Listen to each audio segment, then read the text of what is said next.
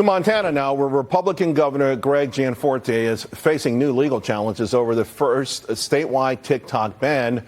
The governor says the ban is vital to protect the Montanans from giving China access to all of their information. But a group of TikTok users now suing and say that the governor is overreaching his authority on the national security front and infringing on their First Amendment rights. Cybersecurity attorney Leeza Garber joins me now. First, Leeza, I got to tell you, you called this a long time ago. You said these kind of things were going to bubble up, and now they have. I'm sure Montana won't be the first, so we're all watching because you have seen other countries, entire nations have made this sort of a ban. Can Montana pull it off? Montana's not going to be able to pull this off. And I know you love TikTok. You're in good company. We have 150 million Americans that rely on it and have fun with it.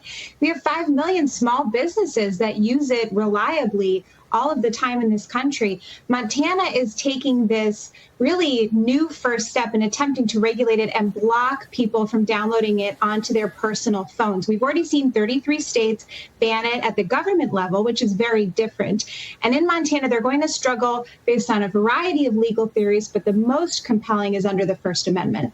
So then, Leeza, let me ask you this. Where does national security come in? Because this is a Trojan horse. Listen, I'm not on TikTok, but I got a buddy, he sends me these videos.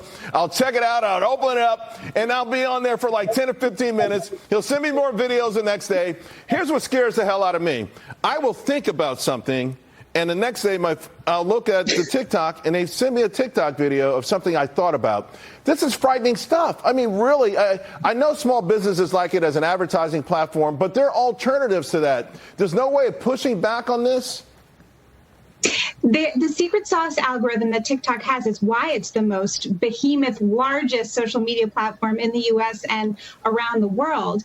The concerns about national security are valid, according to the federal government. We're worried about Chinese government officials having access to Americans' data. And unfortunately, in the United States, we give up that data very freely. It's not regulated on the consumer side yet at a federal level. But we don't have explicit proof that this kind of giving up of data transparency is happening.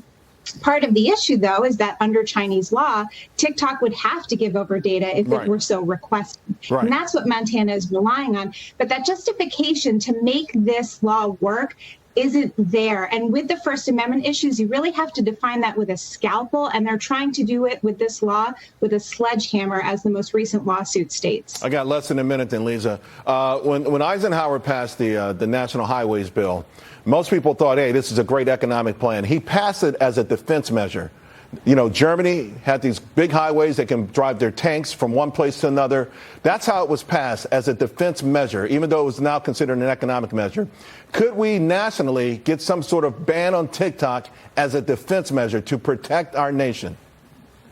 We certainly could try to pass it as a defense measure. Biden's been trying to do this for more than many months, and he's not made that much headway. The options are really to attempt to ban it completely from the country, which could inflame these international tensions, or attempt to have TikTok transfer ownership to United States company. China has said no to both already, so it depends on how far we want to push the issue before seeing this definitive, explicit proof that espionage is occurring.